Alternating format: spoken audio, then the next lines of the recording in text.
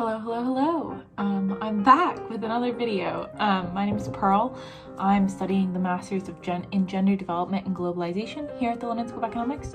And today I just wanted to make a quick video with 5 tips for the visa application process for coming to London, the UK. While I'm hopeful that my advice will be helpful for you, I also am just one person and I'm speaking from my experience. So if you have any questions, please reach out to the Student Advice and Engagement team at the London School of Economics.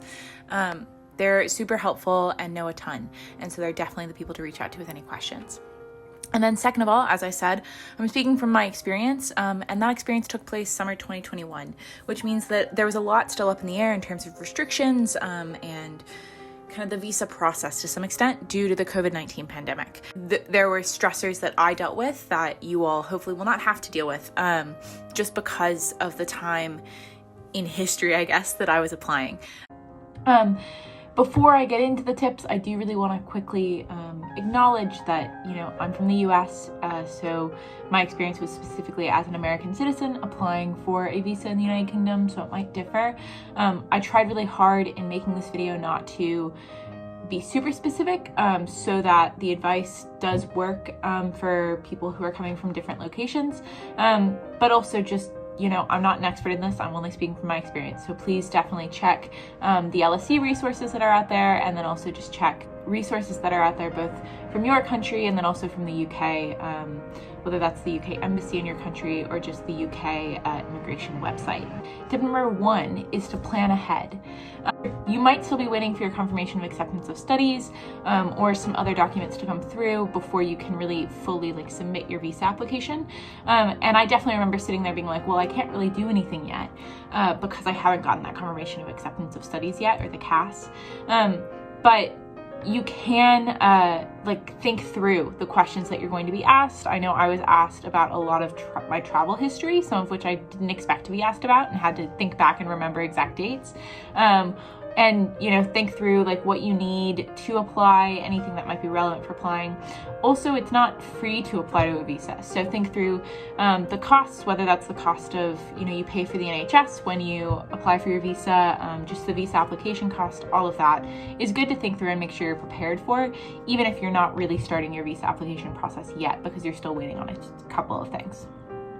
Tip number 2 is to check the documents that you need. I just mentioned the confirmation of acceptance of studies, but there are a number of documents that you'll need to have in order to apply for the visa.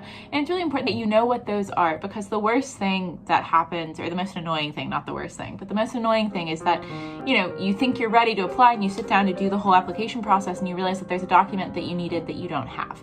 So definitely check on that before you really start the process so that you're not surprised when you're filling out the form or when you go in for a meeting or whatever about something that you need. Tip number 3 goes off of that.